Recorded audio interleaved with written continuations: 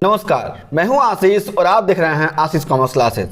मेरे प्रिय साथियों, हम लोग अपने वीडियोस में बात कर रहे थे इनकम टैक्स की, और इनकम टैक्स में हम लोग चर्चा कर रहे थे इनकम फ्रॉम हाउस प्रॉपर्टी की।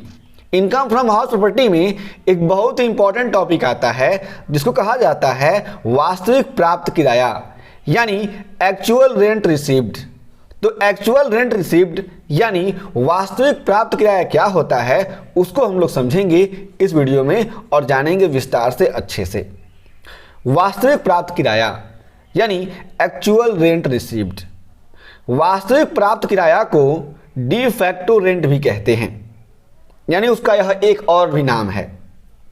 यह किराया मकान संपत्ति के मालिक यानी स्वामी को मकान किराए पर देने से प्राप्त होता है।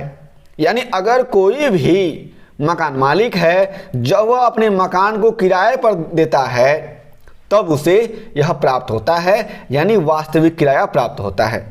जिस प्रकार से संयुक्त किराए की दशा में मकान के स्वामी द्वारा किराएदार को जो सुविधाएं दी जाती हैं, उसके लिए किराएदार मकान मालिक को उन सारी सुविधाओं के लिए कुछ धनराशि देता है। ठीक वही स्थिति इस दशा में भी है। यानी मैंने आपको बताया था कि संयुक्त किराया क्या होता है। तो संयुक्त किराए में क्या था, मकान के साथ साथ और भी चीज़ें दी जा रही थी, जैसे पार्क की सुविधा, पानी की सुविधा और भी तमाम तरह की सुविधाएं दी जा रही थी। तो जो स्थिति वहाँ पर संयुक्त किराए की है, वही स्थिति यहाँ पर भी है। इस बात को आप लोग समझेंगे। यदि ये सुविधाएं किसी किराएनामे के अंतर्गत दी जाती हैं तो मकान मालिक द्वारा प्राप्त किराए की दशा में से इन सुविधाओं पर किया गया व्यय घटा दिया जाता है। यानी यहाँ पे कहा जा रहा है कि अगर जब कभी भी कोई भी व्यक्ति किराएदार के रूप में रह रहा है और वह मकान मालिक को किराया देगा, इस स्थिति में और वहाँ पर किरायानामा है, यानी रेंट एग्रीमेंट वहाँ पर है, तो यहाँ पे होगा क्या कि जो भी मकान मालिक को किराया प्राप्त होगा, उस राशि में से जो भी व्यय होगा उसको घटा दिया जाता है। लेकिन चौकीदार की सुविधा का मूल्य यानी चौकीदार का वेतन नहीं घटाया जाता है। इस बात को आप लोग समझेंगे। इसके अलावा शेष राशि वास्तविक प्राप्त किराए की होगी। और यहाँ पे कहा जा रहा है कि यहाँ पे कहा जा रहा है कि जो भी तमाम तरह के व्यय हैं उनको घटा दिया जाएगा चौकीदार के वेतन को छोड़ करके। तो जो धनराशि आएगी वही क्या होगा, एक्चुअल रेंट होगा, यानी वास्तविक किराया होगा। जब कभी वास्तविक रूप में प्राप्त किराए की गणना की जाती है तो निम्न बातों का ध्यान रखा जाता है। यानी अगर कोई भी व्यक्ति कभी भी वास्तविक किराए की गणना कर रहा है तो निम्न बातों का ध्यान रखेगा। वो बातें कौन कौन सी हैं हम लोग समझ लेते हैं। पहला है न वसूला हुआ किराया या अप्राप्त किराया, जिसको अनरियलाइज्ड रेंट कहते हैं। इस दशा में यह ध्यान रखा जाता है कि मकान के वास्तविक किराए में वह किराया सम्मिलित नहीं किया जाता जिसे मकान मालिक अपने किराएदार से उस गत वर्ष यानी प्रीवियस ईयर में वसूल नहीं कर सका है।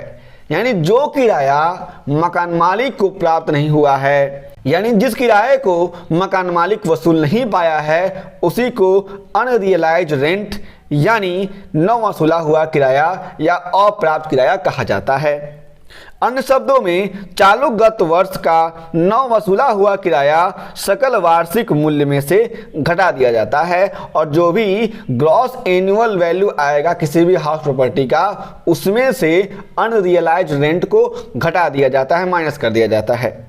बशर्ते कि ऐसा न वसूला हुआ किराया घटाने से पूर्व नियम 4 की कुछ शर्तों की पूर्ति होना आवश्यक है। इस दशा में आप लोग समझेंगे। दूसरा है खाली रही अवधि का किराया यानी वैकेंसी अलाउंस। यदि मकान या मकान का कुछ भाग गत वर्ष में खाली रहा है तो इस अवधि का किराया प्राप्त वास्तविक किराए में सम्मिलित नहीं किया जाता है। अब यहाँ पर किस तरीके से वास्तविक किराया निकाला जाएगा हम लोग समझ लेते हैं। संयुक्त किराया यानी कंपोजिट रेंट, उसमें से दो चीज़ों को घटाया जाता है। पहला है मकान मालिक द्वारा प्रदत्त सुविधाओं का मूल्य। दूसरा है खाली रहने की अवधि का आनुपातिक किराया, और जिस समय मकान खाली रहा है उस समय कितना किराया था उसका अनुपात निकाल करके घटा दिया जाता है कंपोजिट रेंट में से, यानी संयुक्त किराए में से, तो प्राप्त होता है वास्तविक किराया यानी एक्चुअल रेंट रिसीव्ड। मेरे प्रिय साथियों, हम लोगों ने समझा इस वीडियो में कि वास्तविक किराया किसे कहते हैं, यानी एक्चुअल रेंट रिसीव किसे कहते हैं। यदि आपके पास कोई भी प्रश्न है तो उन सारे के सारे प्रश्नों को हमें जरूर बताएं, हम आपके सभी प्रश्नों का उत्तर जरूर देंगे। हम फिर से मिलेंगे एक नए वीडियो के साथ, तब तक के लिए जय हिंद।